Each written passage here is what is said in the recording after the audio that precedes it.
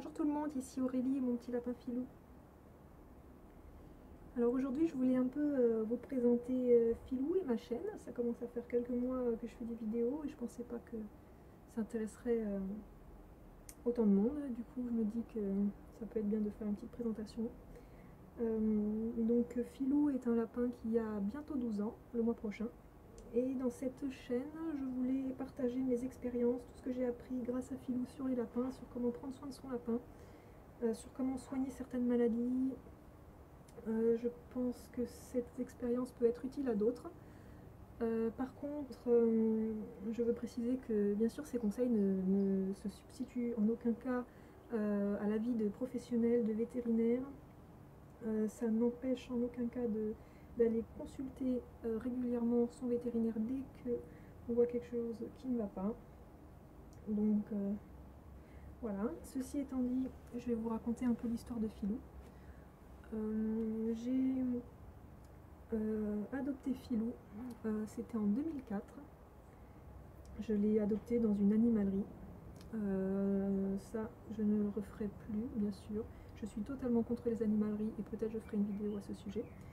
En tout cas, Filou était vendu comme un lapin extra nain, ou toy, je sais plus. J'ai toujours pensé que ces appellations n'existaient pas, que c'était juste quelque chose de commercial et que Filou aurait la taille de n'importe quel lapin. Mais il s'est avéré que Filou est resté très petit, hein. Il fait 700 grammes, en tout cas son maximum il a fait 700 grammes. Aujourd'hui il pèse un peu moins, il a perdu du poids avec ses différentes maladies et aussi avec la vieillesse, donc là il fait 650 grammes. Donc c'est vraiment un très très petit lapin. D'ailleurs tous les vétérinaires quand ils le voient, ils sont impressionnés de voir la taille qu'il fait et de voir l'âge qu'il a. Alors pour vous raconter d'une façon un peu rapide l'histoire de santé de Filou, disons, il n'a pas eu de soucis de santé particuliers avant l'âge de 7 ans, à part quelques occlusions intestinales qui lui ont fait un peu mal au ventre, mais bon, rien de grave. À 7 ans, il a eu un problème de dents, de molaires qui bougeaient. Donc je lui ai fait enlever par un vétérinaire qui était non spécialisé, donc je ne sais pas si j'ai bien fait à l'époque, parce que depuis il a eu des soucis de dents, de molaires qui se limaient pas bien. Je ne sais pas si c'est un rapport, mais c'est fort probable. Du coup régulièrement il a fallu aller l'emmener pour lui limer les dents sous anesthésie. Après tout s'est vraiment empiré à partir de l'âge de 9 ans. À 9 ans il a eu un ulcère à l'œil, donc je ne sais pas comment il se l'est fait, si c'est suite à un accident ou si c'est à cause de la maladie que ça a engendré, donc j'en parlerai après. Donc cet ulcère, il a été assez grave, on a dû le faire opérer pour enlever donc la partie blanche, enlever l'ulcère. Cette opération s'est bien passée, sauf que quelques mois après il a commencé à avoir vraiment des symptômes très inquiétants. On s'est rendu compte, après avoir consulté de nombreux vétérinaires et après avoir fait plusieurs essais de traitement, que c'était une encéphalitozoonose. Donc je parlerai de cette maladie en particulier dans une autre vidéo. En tout cas c'est une maladie grave et Filou a bien failli y rester. Il a perdu un quart de son poids. Il se nourrissait plus, il buvait plus tout seul. Donc il était vraiment à l'agonie et miraculeusement il s'en est sorti grâce notamment un bon vétérinaire et qui a trouvé le bon traitement. Il a fait une rechute de cette maladie 6 mois plus tard. Qu'est-ce qu'il a eu d'autre? Ensuite, il y a un an, il s'est cassé la patte arrière.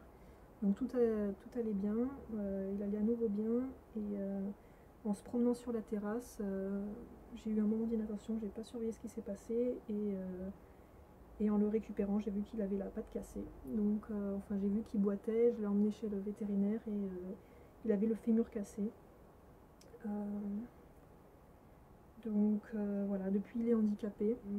À cause de son âge, on n'a pas pu le faire opérer. Normalement, il aurait nécessité une opération pour mettre une broche pour pouvoir réparer l'os. Ou dans un cas plus extrême, il aurait fallu l'amputer.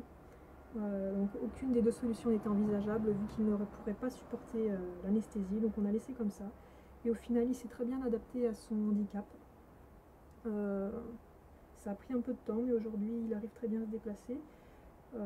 Enfin, bien sûr, pas autant qu'avant, hein, il gambade pas, mais il n'a pas l'air ni de souffrir et ça n'a pas l'air de le gêner. Par contre, ce qui le gêne plus, c'est que Avec l'âge et surtout à cause de ses problèmes aux yeux et à cause de l'encéphalitozoonose, Philou est devenu aveugle.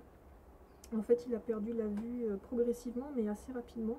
Donc suite à l'encéphalitozoonose, qui est un parasite en fait qui se met dans le cerveau et donc qui fait des dommages cérébraux, suite à cette maladie, il a développé donc une cataracte assez importante et des ulcères. Donc du coup, il a bien perdu la vue et aujourd'hui, je ne sais pas s'il voit tout noir, mais en tout cas, il distingue rien, quoi. Peut-être quelques lumières, mais c'est tout. Donc c'est un second handicap auquel il a fallu qu'il s'adapte. Et c'est un peu plus compliqué quand même de s'adapter à cet handicap-là. Faut vraiment réaménager tout son espace, faire attention que les choses ne bougent pas de place. Donc bon, au final, il s'est bien adapté maintenant. Il trouve assez facilement les choses. Mais bon, c'est sûr que le pauvre, il a plusieurs handicaps qui s'accumulent. Et donc, comme si c'était pas assez, tous ces problèmes qu'il a eus depuis qu'il a 9 ans, donc c'était il y a 3 ans, là il vient de commencer à développer un abcès dentaire. Donc une molaire ou la racine d'une molaire qui s'infecte. C'est un problème vraiment embêtant, normalement ça nécessiterait une opération assez lourde, sous une anesthésie assez longue et assez forte. Et donc du coup c'est pas envisageable. Et on a fait juste une petite intervention pour pouvoir percer l'abcès et enlever le pus, mais c'est tout. Donc c'est une solution intermédiaire, mais qui malheureusement va nécessiter des soins à vie assez contraignants. Donc voilà pour tout ce qui est arrivé à ce petit filou. Un petit lapin vraiment adorable qui ne mérite pas tout ce qui lui arrive, mais il est vraiment très très courageux. Et c'est vraiment un battant parce qu'il s'en est toujours très bien sorti. Donc voilà, tout ça pour dire que j'ai une expérience dans les soins de toutes ces maladies, dans tous ces problèmes-là avec Philou. Si vous avez des problèmes similaires, peut-être je pourrais vous conseiller. Voilà, j'espère que cette vidéo vous aura aidé à comprendre le but de cette chaîne. Et si vous avez besoin de conseils, n'hésitez pas à venir me les demander sur ma page Facebook Philou Mon Lapinou. Et moi je vous dis à bientôt pour d'autres vidéos. Ciao!